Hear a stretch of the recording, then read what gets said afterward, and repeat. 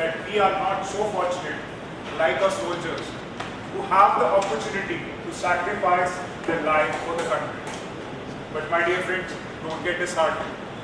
As the young soldiers of this chartered accountancy profession, you have huge amount of opportunities to give back to the Indian economy.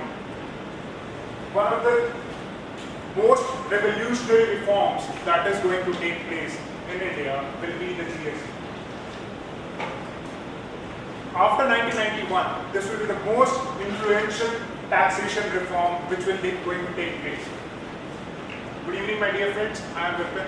My topic for today is introduction of GST going to eat the state revenues. According to the world's first known economist, Chanakya, taxation should not be a painful process for the people. There should be a leniency and caution while deciding the tax structure.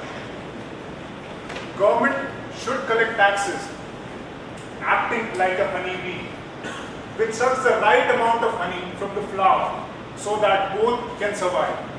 And this introduction of GST will be the step in this direction only. If I have to talk about its merits, there can be so many. But I'll focus only on the quantitative part of it. That is how the state government revenues will increase. First one, till now, government has the power to tax only goods. It can only charge VAT on goods.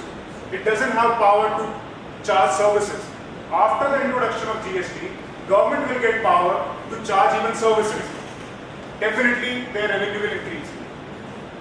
The biggest problem right now we have is corruption. That is why the UPA government fell and BJP came to the power with a huge majority. One of the most corrupt department of government is the taxation department. In that also, if I have to talk about, it's not the direct taxation department. It's the indirect taxation department which is the most corrupt one. And do you know the reason why? It's because we have too many authorities in direct taxation. We have state authorities, we have central authorities, and center also we have different authorities like excise authorities, service tax authorities, custom authorities.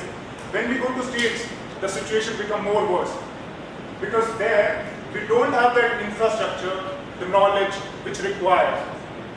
After the introduction of GST, the first thing which will happen is the whole indirect tax structure will get unified. We will have a link between the center and the state. For that, we will be setting up an online system, and definitely that will reduce corruption. Once the corruption gets reduced, definitely the revenues will also increase.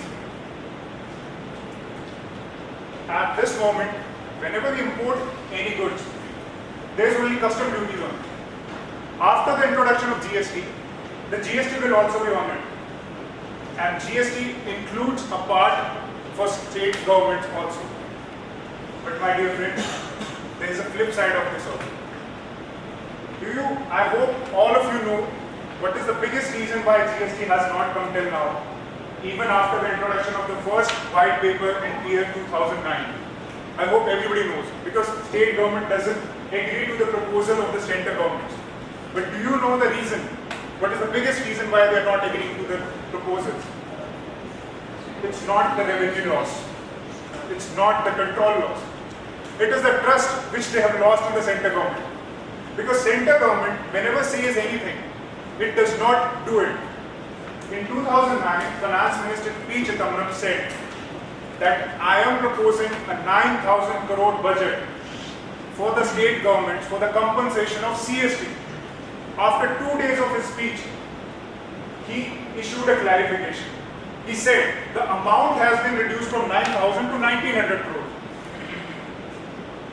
From 2006 till now, the center government is not even able to compensate the state government for the CST dues. Leave the GST part of it. The center government, the state governments have totally lost the confidence in the center government.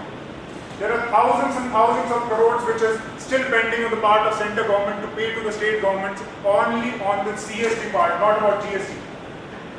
The next problem which will take place, there are states which are very small in size, like Uttarakhand, and the recent being Telangana, which has a new state.